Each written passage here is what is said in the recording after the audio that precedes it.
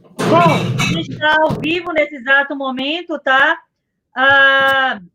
Eu vou aqui conectar, só o pessoal segurar aí um pouco, eu vou conectar aqui também para transmitir via Instagram. Deixa eu só conectar aqui e a gente já faz, que aí eu chamo o pessoal. Espera ainda, segura aí que a gente dá certo, que é o tempo que o pessoal chega. Bom, hoje eu estou recebendo o doutor Michel Borges, que é advogado, trabalhista, ok? E a gente convidou aqui, a gente estava conversando nos bastidores, para ele justamente falar desse novo cenário que a gente está observando, que está se desenhando, né, nesses novos acordos trabalhistas que estão sendo firmados, nessa suspensão ou não de salário, abono salarial, um monte de coisa. É tanta coisa acontecendo, o pessoal está chegando aqui no Instagram, tá? É tanta coisa acontecendo, doutor Michel, que eu não sei nem como é que ele numera o primeiro, que é muito acontecimento, né? É um atrás do outro. Mas isso é mercado.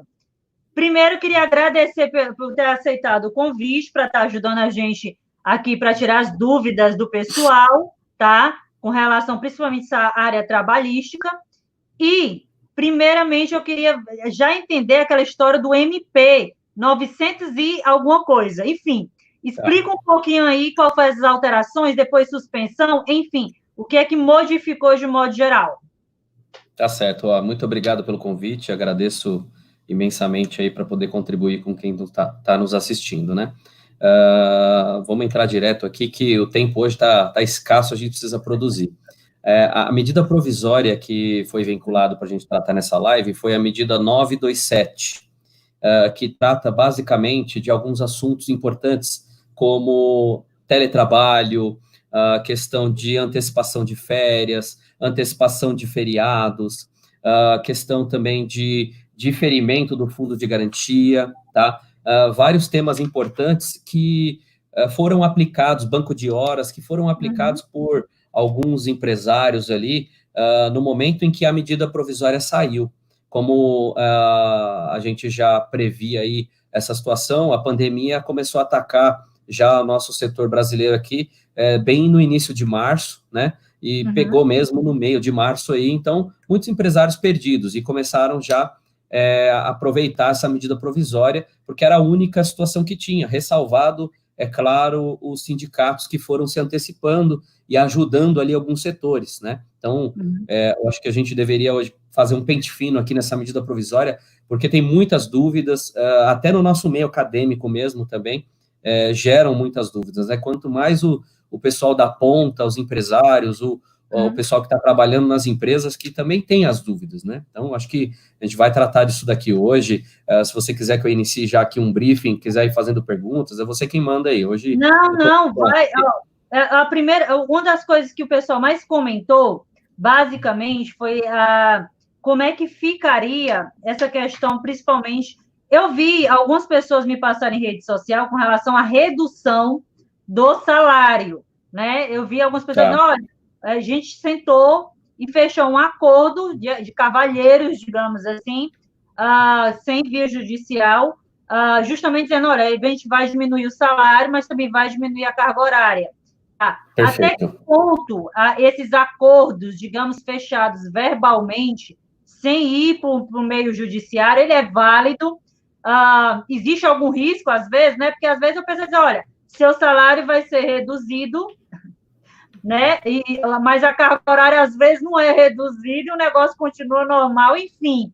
Né? Quais são os riscos que você está vendo, basicamente, nesses novos acordos aí, digamos, que está sendo fechado? Até para incrementar, a medida 927, que a gente falou no começo, ela está linkada diretamente com a 936, que é a que trata da redução do salário à suspensão. E no dia 22 de abril, recente agora, essa semana, saiu uma portaria que eu gostaria de comentar aqui, a portaria número 10486, que saiu do Ministério do Trabalho, da Economia, enfim, tudo linkado, regulamentando a medida provisória. Então, eles colocam uma medida provisória e sai uma portaria dizendo, olha, como é que você opera essa medida provisória que as empresas estavam com muitas dúvidas. Então, a questão da redução do salário, a medida provisória autorizou reduzir salários em 3 plataformas, tá? 25%, eu posso reduzir 25% do salário normal. Tá. Quando eu falo em redução de salário, a medida provisória, ela traz o conceito de redução da carga horária. Então, eu não posso só reduzir o salário. Eu tenho que primeiro reduzir a carga horária. Isso é muito importante para que a empresa não tenha problemas futuros, tá? Então, eu reduzo a carga horária e eu reduzo o salário automaticamente. 25%, 50% e 70% é o que pode ser feito. A dúvida é, como é que eu faço isso?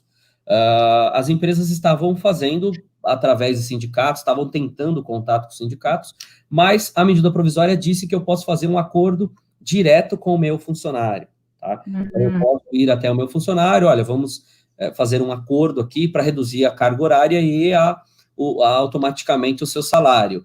Isso era chamado de acordo individual.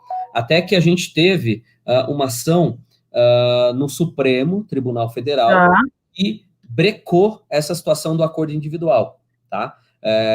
No sentido de só pode ser através de sindicatos, tá? Aí ficou uma dúvida, será que a medida provisória caiu ou não? Aí provocaram o ministro do Supremo, Lewandowski, e esse ministro, através de uma decisão esclarecedora, que a gente chama de embargos de declaração, esclareceu que a medida provisória estava ativa sim, mas tinha alguns pormenores que tinha que ter a chancela do sindicato. Aí começou aquela discussão, o sindicato vai cobrar, e realmente estava acontecendo isso. A gente falava com o sindicato, olha, eu vou cobrar X valor para fazer o seu acordo, enfim, começaram aquelas condições impostas. E aí o Supremo julgou no dia 16 de abril agora, que o acordo individual entre o funcionário e a empresa teria validade absoluta, tá? O sindicato pode fazer algum acordo coletivo? Pode, mas o acordo individual teria validade. Não quer dizer, tá? Isso é muito importante para ter validade nesses acordos, tá, Vanessa? Que a empresa faça um acordo com o seu funcionário e não comunique o sindicato ou o Ministério da Economia. A comunicação, ela é obrigatória. Então, é muito importante isso, porque as pessoas estão confundindo, olha, será que eu tenho que fazer um acordo individual e não comunicar ninguém? Não, tem que comunicar ao Ministério da Economia. Essa portaria que eu falei, que é a número 10486, tá? De 22 de abril, que está disponível no Diário Oficial da União, deixa o link para a pessoa baixar aqui, tá? Tá certo. Ela está regulamentando isso. Olha, faz o acordo, ela trouxe uma série de itens que tem que estar composto nesse acordo, tá? Eu vou só citar alguns bem rápido, tá, Vanessa? A pessoa, porque isso é muito importante, porque vai dar muito indeferimento do benefício. A gente vai falar já. Então, por exemplo, número do PIS, CNPJ da empresa, nome do empregador, data de nascimento, nome da mãe, salário dos últimos 3 meses. Certo. A portaria, ela disse que tinha que ter todos esses dados aí, tá no artigo 9º dessa portaria. E disse mais à frente a portaria, se os cadastros que foram feitos até agora, até esse momento, da redução do salário ou da suspensão do contrato, não estiverem de acordo com essa portaria que saiu hoje, as empresas terão um prazo de 5 dias para retificar essas informações. O que pode acontecer? Pode acontecer de virar o mês, a database pode virar, e as empresas podem ir se enrolando e pode atrasar esse benefício futuro. Olha aqui, nossa, eu estou trazendo aqui, isso é muito importante. Através da portaria é o que dá para entender. Então, o que eu estou orientando a todo mundo, e todo mundo que está assistindo a live aqui, corre no seu advogado, corre no seu contador, corre na sua empresa e já informa eles que saiu essa portaria dia 22 e pede para eles já se anteciparem e entrarem no site do Ministério da Economia, tem todo o passo a passo na portaria, e já fazer essas retificações, tá? Porque pode ser que futuramente tenha um indeferimento desses benefícios aí, da redução do salário ou da suspensão, por conta dessas informações que não estão lá. Então, o que é isso, dessa medida provisória, Vanessa? Se eu reduzo o salário em 50%, por exemplo, A empresa, ela paga 50% da remuneração do trabalhador, tá? Certo. E os outros 50%, o governo vai pagar num benefício chamado benefício emergencial. Ele vai pagar 50% não do salário da pessoa que deixou de ser pago, 50% sobre o seguro-desemprego, a base é o seguro-desemprego. Então, muitas pessoas estão com a dúvida do seguinte, eu ganho 10 mil reais, a empresa vai reduzir para 5 o meu salário. E os outros 5 mil que eu deixei de ganhar, o governo vai me pagar. Não é isso. O governo vai pagar 50% do valor do seguro-desemprego que a pessoa tiver de direito, né? Então, basicamente, para redução de salário, são essas as novidades aí que a gente tem. E para e quanto tempo, uma dúvida legal também, para a gente se antecipar. Quanto tempo pode durar essa redução? 90 dias no máximo. Esse é o período. 90 dias, tá, Vanessa? Então, é muito importante isso aqui ficar consignado, porque tem empresas aí fazendo 6 meses, 7 meses. Eu já peguei em casa a empresa fazendo até o final do ano. O estado de calamidade pública foi decretado até dezembro, vamos fazer até dezembro. Não pode. Tá. Mas aí tem eu vi, agora me corrija se eu estiver equivocada. Eu vi alguma coisa sobre o sindicato, porque pelo que eu entendi, tá? Que eu não sou da área. O sindicato estava cobrando alguma coisa do trabalhador quando ele fechava um acordo. Aí parece que teve uma decisão que, enfim, não era para o sindicato cobrar nada, eu não entendi. Tem algo nesse sentido? Tem. Conforme eu falei no início, entraram com uma ação no Supremo Tribunal Federal para dizer assim, olha, o sindicato tem que dar a chancela dele nesses acordos individuais. E essa decisão caiu no dia 16 de abril, tá? Ela não existe mais, o sindicato não pode cobrar, tá? Do trabalhador qualquer valor para poder chancelar esse acordo, tá? Então, o acordo é feito com a empresa, sem a participação do sindicato, e o sindicato não pode cobrar nenhum valor. É um acordo que a empresa faz com o seu trabalhador, quer seja para reduzir o salário ou suspender o contrato de trabalho por 60 dias. Então, vamos lá. Redução de salário, 90 dias. Suspensão de contrato, 60 dias. E qual a diferença de um e de outro? A diferença é que a suspensão, o trabalhador vai ficar em casa, sem trabalhar, sem produzir, sem fazer absolutamente nada na empresa. Então, ele tem o contrato suspenso, ele suspende o contrato. A redução, não. O trabalhador vai continuar trabalhando, só que numa carga horária menor. Então, por isso que, em ambos os casos, o governo ajuda com um benefício emergencial, que é a base do seguro-desemprego, tá? Entendi. Aí teve outro ponto que eu estava vendo, até de uma live com 2 juízes dessa parte da área do trabalho, que, por exemplo, depois que foi fechado o acordo por via judicial, mediante, né, perante o juiz, vamos supor que a empresa ficou de pagar em 30, 60, 90 dias, um exemplo, tá? E aí eu vi já que o juiz estava flexibilizando em alguns acordos para justamente aí pagar com um prazo um pouco mais estendido, quando ambas as partes, é claro, enfim, aceitável, etc. Porque o que é que está acontecendo aí que eu vi que estava sendo externalizado? Muito empresário não está tendo caixa, dinheiro para pagar. E quando sai aquela decisão lá, dizendo, olha, você vai pagar na data tal, tal, tal e tal, tá? Que será depositada em juízo, assim, assim, assim.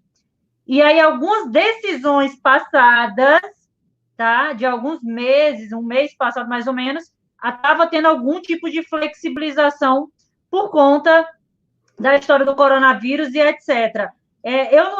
Eu acredito que talvez, eu não sei, você é que é mais da área, né? Eu acho que o Poder Judiciário está analisando cada caso e vendo ali o que é que pode ser feito, porque também não adianta o trabalhador querer levar na ponta da faca, como a gente fala aqui, né? No sentido, não quero dessa forma, e às vezes também o empresário, por sua vez, às vezes está em uma situação um pouco mais complicada também de caixa, porque também ninguém esperava a história do coronavírus, e aí nesses acordos eu acho que tem que ter o bom senso, não é não? O que está acontecendo sobre esses acordos judiciais? O que a gente está falando eu posso também aplicar a suspensão dos acordos judiciais que eu já firmei antes dessa medida provisória? Essa é a pergunta. Nós temos um universo de decisões sobre esse tema no Brasil. Nós temos no próprio, você fala do estado do Ceará, né? Nós temos no estado do Ceará, São Paulo, Rio de Janeiro, Santa Catarina, enfim, nós temos uma diversificação dessas decisões. O que eu tenho visto sobre isso, tá? Entra-se com um pedido, né, de suspensão do acordo judicial que eu já firmei antes da pandemia. O juiz, a maioria, quase que 99% dos juízes, eles intimam a parte contrária, que no caso é o trabalhador, a dizer se concorda ou não. Geralmente, os trabalhadores não concordam porque alegam, olha, eu fiz um acordo, eu também não tenho culpa da pandemia, eu preciso desse dinheiro. Nesse sentido, tem alguns juízes suspendendo os acordos pelo prazo estipulado de 3 meses, 3 a 4 meses, tá? E tem juízes que não estão suspendendo. Nós temos esse universo de decisões. O que eu venho fazendo com os meus clientes? Eu tenho feito um pedido alternativo, no sentido, suspende o acordo, meio que implorando para o juiz, excelência, suspende o meu acordo, ou dá oportunidade da empresa, pelo menos, pagar 50%, conforme pego, por analogia, a redução de salário de 50%, pelo menos 50%, para que a empresa possa ter sobrevivência, mas aí eu tenho que comprovar através da área da empresa que ela está passando por essa dificuldade. Alguns juízes estão determinando a suspensão, mas eu já vi decisões também em segundo grau, através dos recursos dessas decisões, que estão voltando atrás e dizendo, não, continua pagando o acordo, até porque o trabalhador que fez o acordo não tem culpa dessa situação, ele é hipossuficiente, que é um princípio do direito do trabalho, né? Particularmente entendo que não caiba essa suspensão, mas é uma alternativa, tem que ser tentado. Se eu comprovar em juízo que eu estou com dificuldade, eu acho que vale a pena tentar, até faz um contato com o advogado da outra parte, primeiro, conversa com o advogado, olha, estamos passando por essa dificuldade, às vezes o advogado concorda e faz uma petição em conjunto, então é o que eu estou sugerindo, mas não tem nada decidido sobre isso, tá? Simplesmente não temos ainda uma consolidação, né? Eu sei. Agora, eu vou te dar um caso bem prático que eu peguei aqui mesmo em Fortaleza, né, de onde eu estou falando, de uma pessoa que estava dizendo assim para mim, Van, eu trabalhava para uma pessoa X, e aí com essa história de coronavírus, ele simplesmente chegou para mim, o patrão, que eu estou me referindo, disse, olha, eu vou pagar só isso daqui. Só que o só isso daqui que ele ia pagar não era nem 50% do valor que era o devido. E se quiser, entre na justiça, porque sabe que por essa coisa toda que a gente está passando, é um pouco mais demorado, enfim, dificultando, digamos assim, né? Às vezes não se tem um bom senso, às vezes entre ambas as partes ou falta de alguém. Está funcionando, mesmo essa história do coronavírus, para dar entrada em ação judicial, às vezes pode ser aí o empresário, enfim, não está, sei lá, às vezes até de má fé, a gente sabe que tem de má fé também, mas tem também a dificuldade que é o outro lado. Como é que está funcionando? Está funcionando normal? Eu me senti que eu fui prejudicada. Posso entrar por via judicial? Olha, demora quanto tempo, em média? Um assunto muito importante. Eu recebi uma consulta, uma dúvida, um pedido de ajuda, na verdade, no meu Instagram, de um caso exatamente idêntico, que a pessoa está lá 2 meses na casa dela e ligou na empresa e falou assim, olha, eu estou 2 meses, e aí, eu não vou receber meu auxílio, e o patrão virou para ela e falou, não, você foi mandado embora. Aí ela falou assim, mas como assim fui mandado embora? Ninguém me informou nada. Procura seus direitos. Muitas empresas estão fazendo isso. A gente faz um apelo aqui para que não façam dessa forma. Até porque o trabalhador que está lá na ponta, ele precisa disso, e às vezes é uma pessoa de pouca renda. O pouquinho que ele ganha, ele já está sendo prejudicado, tem que procurar advogado, entrar na justiça para poder reivindicar o seu direito, né? Então, assim, chame o seu trabalhador, dê o benefício do emergencial que o governo está sugerindo, né? Mas está acontecendo isso sim. Então, eu posso te citar um exemplo aqui em São Paulo, por exemplo, no estado em que eu resido e que eu advogo, o tribunal nosso aqui de São Paulo, ele estabeleceu um critério de emergência através do pedido do nosso representante aqui de relacionamento do TRT2. A gente tem um advogado que nos representa aqui, todo o estado tem esse advogado, tá, Vanessa? É importante que o advogado que também nos assiste saiba que tem esse contato através da OAB. Então, ele foi até o Tribunal do Trabalho da Segunda Região e conseguiu que o tribunal abrisse no sistema do PJE, que é o Sistema Eletrônico dos Processos a nível Brasil, trabalhista, o campo dizendo pandemia coronavírus. Então, a partir do momento que eu entro com o processo eletrônico, porque é eletrônico, não depende de contato presencial com a parte. Posso fazer com o meu cliente uma procuração, ele assina para mim, tira a foto, me manda e eu entro com o processo. Aparece esse assunto, imediatamente o tribunal já marca uma audiência de conciliação por vídeo. A gente está sendo intimado aqui, e a nível Brasil, até porque é uma resolução do CNJ, Conselho Nacional de Justiça, que as audiências desse cenário vão ser feitas por videoconferência. E aí, como é que funciona? O tribunal, o CNJ disponibilizou uma ferramenta eletrônica que eu, advogado, com meu CPF digital, eu logo no sistema e eu entro numa sala dessa, como a gente está participando dessa live, com a outra parte. Então, em média, está demorando de 15 a 20 dias para marcar essa audiência. Mas está acontecendo, né? Está acontecendo, e assim, a grande dificuldade é como achar um advogado nesse tempo de pandemia, porque os decretos estaduais estão proibindo os escritórios de advocacia de abrirem. Então, fica difícil para o trabalhador, que nem aqui em São Paulo. Como é que o trabalhador vai achar um advogado para poder fazer isso, né? Mas está acontecendo, pode sim ser feito, tá? Então, digamos, eu posso estar em Fortaleza e se eu quiser contratar o doutor Michel, eu posso contratar ele estando em São Paulo, porque essas audiências, enfim, por videoconferência e tal, ou não? Poderia. A única questão depois o trabalhador vai ter que fazer a ajuda da minha passagem aérea para ir para Fortaleza fazer audiência. Entendi. Ela vai ter uma audiência, mas hoje a gente trabalha assim. Vamos supor, eu advogo a nível Brasil, tá? Então, quando eu tenho um processo que o valor econômico é volumoso, a gente vai daqui para lá. Quando o valor ele é considerável, a gente tem os nossos correspondentes, que são nossos advogados parceiros, que atuam na região de Fortaleza, região de Maceió, região de Pessoa. Então, pode contratar, dá para a gente dar entrada, e o trabalhador ele pode optar, olha, eu vou fazer um favor, eu vou parcelar a passagem do doutor Michel, ele vai para Fortaleza passear e ainda vai fazer a minha audiência. Dá para fazer sim, tá?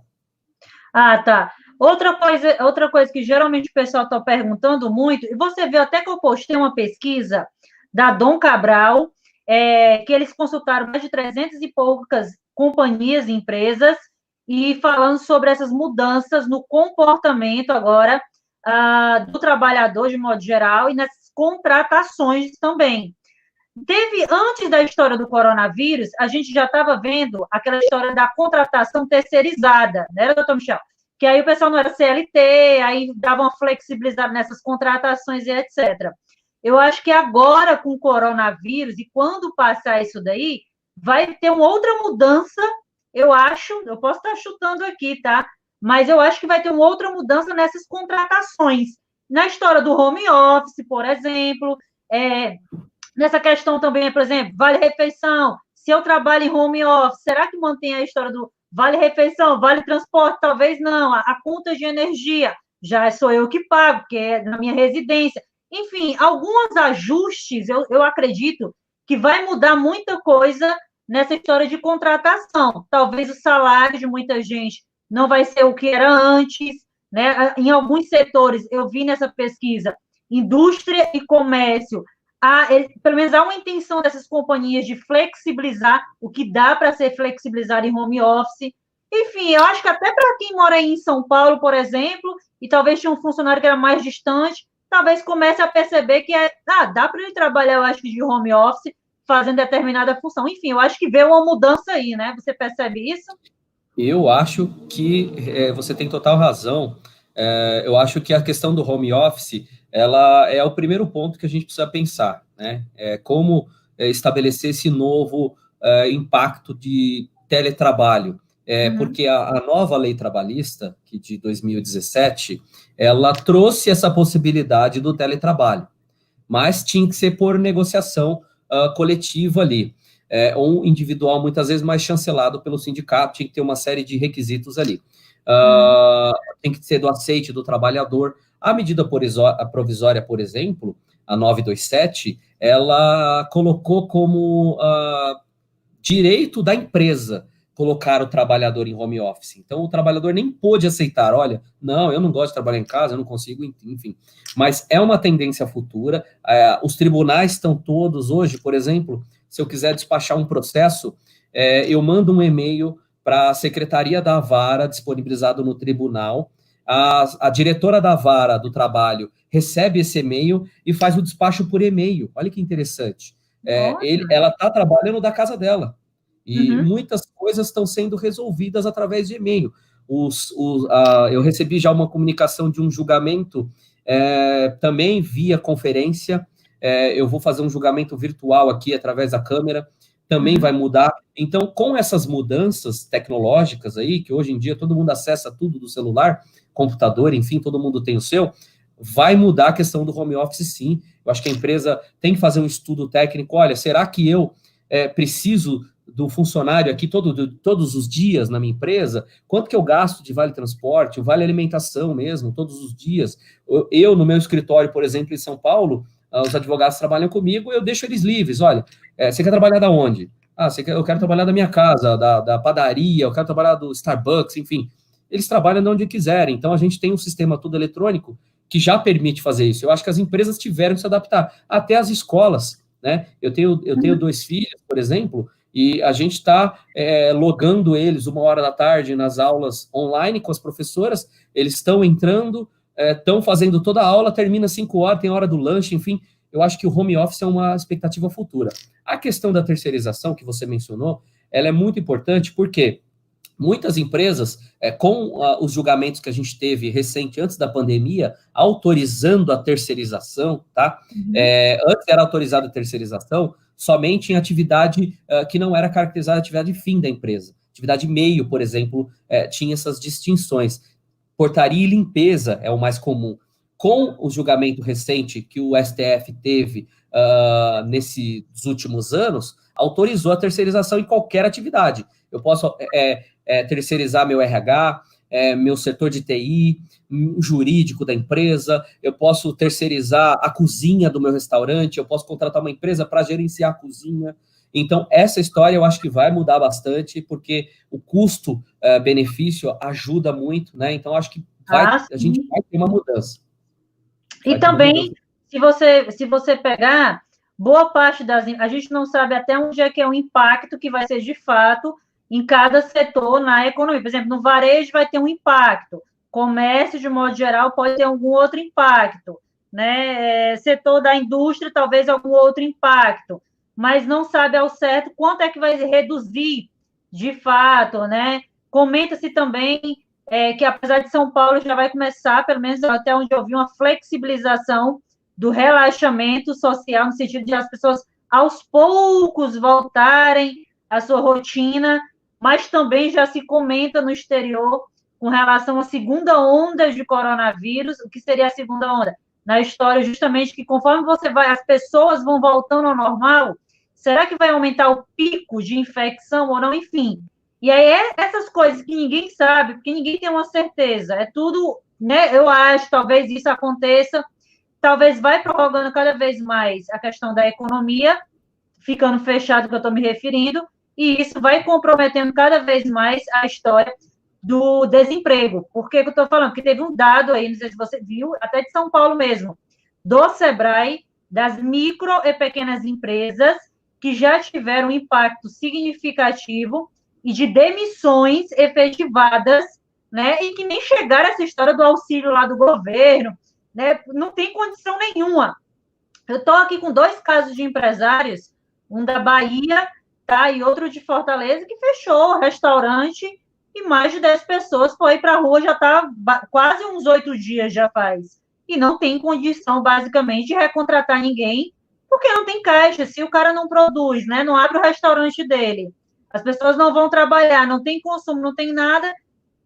Muita coisa pelo iFood demora 30 dias e tal para o cara receber. Enfim, tem todo um problema de caixa. Qual é a solução? Às vezes é pagar o que dá para pagar, né? Porque tem empresário que nem tem o dinheiro todo para pagar, pelo menos algumas coisas que eu estou vendo. E o que dá para pagar, o cara paga e é demissão, basicamente. Nessa história das rescisões. Ainda tem outra coisa, doutor Michel, que eu estou lembrando aqui. 80%, quando eu entrevistei o juiz, o Conrad, aqui em Fortaleza, que é juiz do trabalho, eu lembro que eu tinha feito uma pesquisa que naquela história dos saques que estava acontecendo no ano de 2019, já boa parte, quase 80%, não tinha um valor significativo abaixo de R$ 1.000 para sacar do FGTS, que para muita gente ainda é uma reserva de emergência, né? Porque o brasileiro não tem esse costume, digamos, de fazer investimentos, etc. Com esse último saque, que parece que está para ser liberado, acho que é em junho, né? Se não me engano, praticamente acabou uma certa reserva, algum dinheiro que ele tinha por ali, de R$ 1.000, R$ 2.000. Pouca gente tem um valor um pouco mais do FGTS, até porque a rentabilidade é muito baixa. Qual seria o conselho que você está dando, pelo menos para os seus clientes, conforme eles vão pegando essa rescisão contratual? A gente não tem uma menor noção quando é que o mercado vai novamente se reaquecer, né? Enfim, o dinheiro da rescisão muitas vezes não é muito. Você está vendo acordos vantajosos? Ou é basicamente assim, um acordo que, estou pegando pelo menos 70% aqui e olhe lá. O que é que está saindo na prática hoje?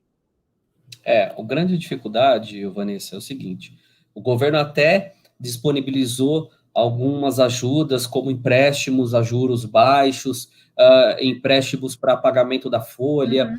Tudo isso foi veiculado através das medidas provisórias. A grande dificuldade que a gente tem é a operação disso tudo, né? Então, quando o empresário, você sabe melhor do que eu, a quantidade de certidões que uma empresa precisa ter para poder estar regularizada, e às vezes não é por má fé do empresário, deixou de pagar ali às vezes um INSS, uma GPS, uma DARF, enfim, e não tirou a certidão. Aí quando ele mais precisa, ele não consegue pegar esse empréstimo. Ele até às vezes tentou. Os meus clientes estão tendo essa dificuldade. Estão 100% regularizados e ainda estão com dificuldade de pegar empréstimo para poder sobreviver. Isso está muito complicado. Ou seja, o governo disponibilizou o recurso, mas não está chegando na ponta.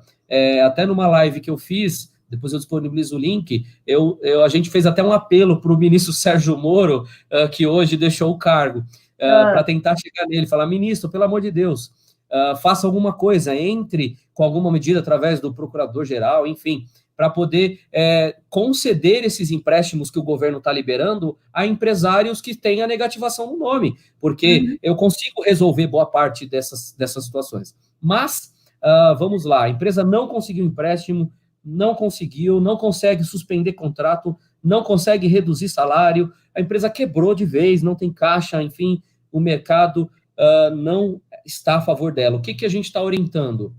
Nós temos na própria CLT o artigo de lei, que é o 502, que ele diz exatamente assim: ocorrendo motivo de força maior que determine a extinção da empresa ou de um dos estabelecimentos em que trabalha o empregado, é assegurado ao empregado uma indenização na forma seguinte: pode reduzir a 50% o valor da rescisão que ele teria. Isso é o que a lei está dizendo. Muitos entendem que não é a rescisão e que é só o FGTS. Eu posso pagar só 20% de multa e não 40%. Mas muitos entendem que eu posso fazer um pacote geral. Eu posso dividir em 50% aquilo que eu tiver de pagar, alegando esse motivo de força maior. Tá? Essa é uma das opções, mas tem muita discussão sobre isso. Tá?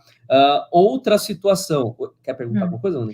Não, é porque eu lembrei aqui, agora eu vi perguntas do gênero na história, porque a gente estava comentando que possivelmente o governo ia tirar esses feriados que ainda estão para acontecer, porque por conta da quarentena, esse tipo de coisa, olha, teve muitos dias aí e a gente vai tirar essa história de feriado, etc. E me lembrei de banco de horas, né? Pessoal que ainda tem que tirar férias, tem um monte de coisa ainda, eu me lembrei disso agora.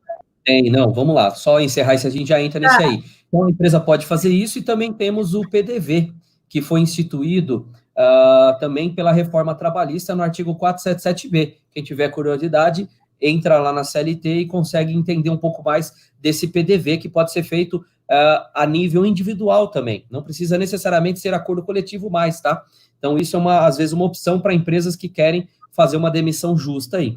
Mas a questão dos feriados, você tem razão, foi veiculado não que o governo tiraria, mas a medida provisória, ela trouxe uma opção de antecipação de feriado, ou seja, eu não consigo suspender salário, não consigo antecipar férias, que é um assunto legal também, que a empresa pode antecipar as férias, eu faço o quê? Eu antecipo todos os feriados do ano. Então, até o final do ano, eu tenho lá 10 a 15 feriados, eu dou isso daí em dias, eu tiro esses feriados do trabalhador, mas em compensação eu deixo ele em casa neste período. A única exceção aqui é para feriados religiosos. Por quê? Esses feriados religiosos, a medida provisória disse que o empregado, o funcionário, tem que concordar. Então, isso é muito importante, mas pode sim. A questão das férias, antecipação, a empresa pode antecipar as férias, mesmo se o trabalhador não tiver o período aquisitivo. O que é o período aquisitivo? O trabalhador trabalha 1 ano e adquire direito a férias. Isso, basicamente, todo mundo sabe. Esse 1 ano, posterior a esse 1 ano que ele trabalhou, a gente chama de período concessivo. Eu tenho mais 1 ano para dar as férias para ele. Então, eu posso antecipar, mesmo se ele não tiver esse 1 ano.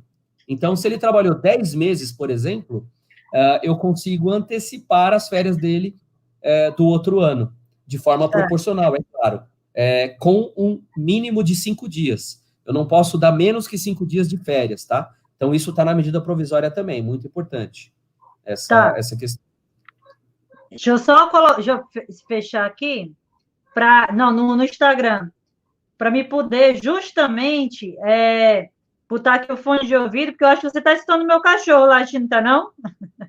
Olha, não tá bem pouco, viu? Tá bem pouco. Né? Não, é porque ele tá também de quarentena, então ele não pode sair, e aí ele fica irritado. Aí ele é um cachorro grande e aí fica reclamando.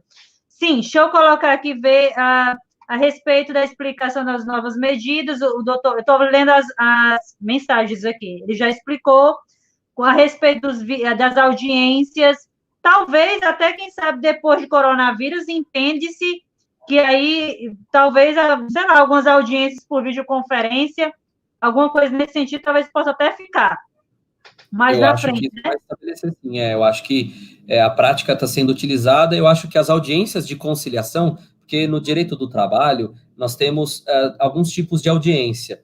A prática é que a audiência seja única, que chama audiência una, por isso que ela acontece naquele momento único. Mas temos audiência de conciliação, e essas audiências eu acho que a tendência é marcar por videoconferência agora.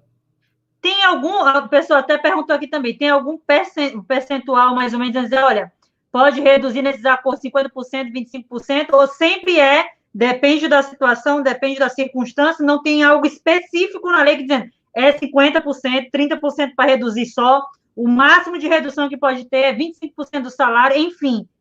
Tem alguma coisa específica ou não? Depende do acordo. Não, a medida provisória 936, tá? Ela trouxe o rol taxativo. O que é rol taxativo? Está escrito ali quanto a empresa pode reduzir. A empresa pode reduzir até 70%. 25%, 50% e 70%. Eu posso reduzir 40%? Pode. Eu posso reduzir 35%? Pode. Mas tem que estar entre 25% e 70%. Dentro desse percentual. Então, está na lei, sim. Eu não posso reduzir mais. 80%? Não. 90%? Não. Esses bancos de horas ainda estavam sendo pagos, doutor Michel, quando você vê nesses acordos, antes de coronavírus, era pago já incluso na rescisão ali de trabalho, ou era feito em comum acordo? Porque muita gente, eu estou vendo que, pelo menos o empresário, o que ele está fazendo?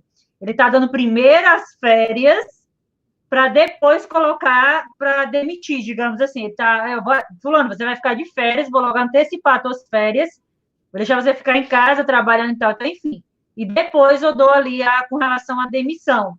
E geralmente eu estou vendo, não sei se é certo, se é correto fazer, tá? Mas o que eu estou vendo ali nos bastidores, mais ou menos, é isso. O empresário está pagando primeiro as férias e depois paga a história da rescisão contratual. É isso que está acontecendo, é o correto ou não? Na verdade, assim, o banco de horas, se ele existiu já, se ele já existe antes da pandemia e o trabalhador tem ali um saldo de banco de horas, o que muitas empresas fizeram? Ela foi deixando o trabalhador em casa, nesses dias de pandemia, para encerrar e zerar o banco de horas, tá? Isso é permitido. Mas vamos supor que a empresa deu férias e não executou o saldo de banco de horas através de compensação. A empresa, na demissão do trabalhador, ela tem que necessariamente pagar essas horas que o trabalhador tem desse saldo de banco de horas, tá? Ela tem que pagar através das horas extras, porque isso é um critério que a legislação trouxe e todos os acordos de banco de horas, a CLT, tudo que a gente vê diz que tem que pagar na demissão. Então, se o banco de horas existe, ele vai precisar ser pago. Eu posso instituir a partir de agora, porque muitas empresas, aconteceu o seguinte, muitas empresas foram pegas de surpresa, fechou, a porta fechou, baixou e não sabiam o que fazer. Muitas empresas foi deixando o seu trabalhador em casa. O que eu orientei os nossos clientes? Olha, faz voando um acordo individual de banco de horas, se ainda não existe, para que esses dias, pelo menos, possa ficar no banco de horas. Por quê? Porque senão ele ficou em casa, e aí? Eu vou pagar do meu bolso, enfim. Então, é mais ou menos isso que pode acontecer com a questão do banco de horas, né? Agora, eu não sei se isso também é errado. Digamos que eu retorno, né, para a empresa, e aí boa parte disso eu estou vendo de um caso que eu lembrei. Digamos que eu retorne para a empresa e boa parte dos funcionários foram demitidos e ficou um pequeno percentual de pessoas ali, digamos, trabalhando. Aí, digamos que o empregador diz, olha, você fazia determinada função, mas agora você vai fazer X, Y, Z, Y, sei lá. Vai englobar, né, o que você já fazia por um, vai fazer para um monte de gente. E, às vezes, o trabalhador, digamos, se sente pressionado, entendeu, Michel? Porque agora eu também não posso pedir demissão porque eu preciso do trabalho, mas também, ao mesmo tempo, eu vou ter que agora fazer 2, 3, 4, 5 funções, às vezes ser rebaixado da função que eu estava, porque eu tenho que pegar a função da pessoa lá que saiu, porque eu estou na história aí desse negócio de coronavírus, a empresa perdeu dinheiro, um monte de coisa. Eu acho que isso vai acontecer bastante, viu? Em pequenas e médias empresas, eu não tenho dúvida. Eu também acho. Então é o seguinte, tudo parte do princípio do contrato de trabalho. Qual é a função que aquele trabalhador foi contratado? É operador de caixa, auxiliar de limpeza, enfim. Mas pode acontecer isso. O que hoje a gente tem para poder beneficiar esses trabalhadores? Nós temos ali o acúmulo de funções, que é um percentual que a empresa pode pagar, a gente orienta a fazer isso. Olha, vai acumular a função, não vai ter o que fazer, ele vai incorporar a função do seu colega de trabalho, procure pagar ali um adicional de função. Não tenho como pagar. Renegocie com o seu trabalhador, tente fazer um aditamento contratual, veja se ele aceita, tenta melhorar de alguma forma para que ambos não tenham briga constante, porque o trabalhador ele não pode ter o seu patrão, o seu empregador como um vilão. Inimigo, né? Eu acho que tem que ser uma harmonia. Então, tudo é conversado, a não ser casos isolados de empresas que os donos são, por parte, ignorantes, enfim, que tem uma série de decisões. Mas eu acho que isso vai acontecer, mas eu acho que a solução é tentar conciliar isso daí, até porque hoje na Justiça do Trabalho, o pedido de acúmulo de funções é muito difícil da pessoa aprovar ou ganhar. Hoje, a maioria dos juízes não estão concedendo o acúmulo de função ali, a não ser que esteja previsto em convenção coletiva. A prova disso é muito difícil, né? Então, tem que ter um acordo, um consenso aí. Eu já fui para muita audiência como preposto, anos atrás, já fui muito em audiência e tal. E aí, muitas vezes, o trabalhador, em alguns momentos, às vezes, tenta ser inflexível. Não, porque eu tenho que ser assim, porque eu quero assim, porque eu não sei o quê. e às vezes, não, porque eu trabalhei em determinados horários, sei lá, de tanto, final de semana, um monte de coisa, tem que englobar um monte de coisa, que às vezes também não está previsto em lei, e muita coisa ficou naquele acordo de boca, de como a gente fala, verbal, e às vezes não está descrito na carteira de trabalho ou no contrato prévio de trabalho, e aí também o que fica ali não dá para provar, digamos, né? O que não é configurado em juízo, aí muita coisa se... Então, assim, eu já presenciei em algumas reuniões dessas uma certa inflexibilidade de ambas as partes, às vezes do trabalhador e do empregador, mas concordo com o que você está falando. Nesse atual momento, você vai estar precisando do trabalho, né? A gente está numa situação crítica. Se você tem que pedir, graças a Deus, é se você não for demitido e continuar trabalhando, né? Para que a empresa possa melhorar e você retomar, digamos assim, as suas atividades. Né? Você tem que pedir a Deus isso, porque se você for demitido no cenário que a gente está econômico, há uma grande probabilidade de você ter sérias dificuldades de se recolocar no mercado de trabalho, porque as empresas, grande parte, não estão contratando grande parte dos setores, né? Pelo menos estão demitindo, né? Você já tem mais ou menos uma noção aí pela demanda, quanto em média, pelo que você está atendendo aí, quanto cresceu em média a questão de demissões nesses últimos dias, solicitações no teu escritório, enfim. Olha, o público-alvo que eu atendo aqui em São Paulo, por enquanto, as empresas a gente advoga aqui no escritório para empresas e também para os trabalhadores mais voltado para o setor bancário, né? A gente é especializado em direito bancário aqui. No setor bancário, a gente já teve um incremento antes da pandemia, suspenderam as demissões, os bancos suspenderam, durante 2, 3 meses eles vão segurar essas demissões, mas vai existir um volume gigantesco de demissões a partir daqui 3 meses no setor bancário. Isso eu posso garantir para você. Olha, pronto. Eu, como acionista de banco, já estou aqui. Peraí, até... É por isso que o Itaú está injetando bilhões aí para ajudar, Santander está aparecendo, aplaudindo Itaú. Tá tudo por volta daquilo. Para quê? Eles já aumentaram, se você pegar o balanço dos bancos, eu estava conversando com um colega meu que é economista. Balanço é o que eu mais olho. Pega o balanço, o banco já aumentou a provisão, o Banco Itaú já aumentou a provisão desses processos trabalhistas de 5 milhões, 5 milhões ali, aumentou para 8. Teve um aumento gradativo dessa provisão para custear período futuro. A gente está recebendo aqui que composições de acordos, estão tentando eliminar os processos, porque o incremento vai ser muito grande depois. Eles já vêm, os bancos já vêm em 2018, 2019, de PDVs. A gente já está vindo de PDVs, Programa de Demissão Voluntária. Sim. E eles estão automaticamente trocando os empregos formais para empregos através de empresas jurídicas. Eu contrato o gerente da agência, mas é PJ. Essa modificação já está acontecendo e vai demitir daqui 3 meses. No setor privado, as empresas que eu atendo, a gente está tentando segurar ainda essas demissões, até para não... São empresas que dependem de eventos, eu advogo muito na área de eventos, festas, buffets, restaurantes. Essas empresas têm já um atendimento projetado para o final do ano. Então, não podem abandonar o barco, simplesmente fechar as portas, porque tem festas, casamentos que vão ocorrer aí durante o ano. Então, essas empresas estão segurando as pontas ainda. Eu não estou conseguindo, eu não estou orientando a demitir ainda por conta da situação. Mas, se não voltar essa economia, eles vão ter que começar a demitir. Isso, infelizmente, vai acontecer. Então...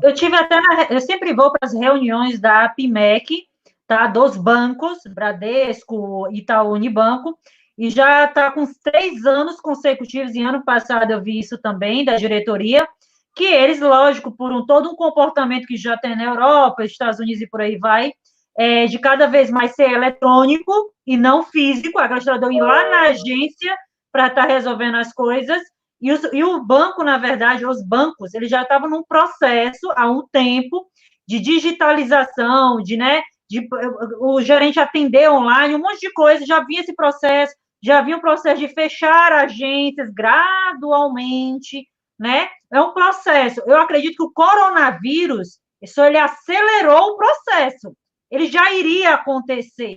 Os bancos já estavam nessa questão de realmente começar todo esse processo digital. Você vê muita coisa do Banco Itaú, Bradesco, por exemplo, Santander, é digital. Tudo você resolve pelo celular e tal. Só que eu acho que com o coronavírus, aí, opa, eu se fosse empresário de um grande... Peraí, ainda, dá para resolver agora muita coisa. Eu acho que o comportamento foi, digamos agora, ficou meio que assim, agora você vai ter que resolver agora online, nem que você não queira. E é isso daí, essa mudança, que eu acho que muita vai reduzir bastante, mais agências bancárias, eu suponho, né?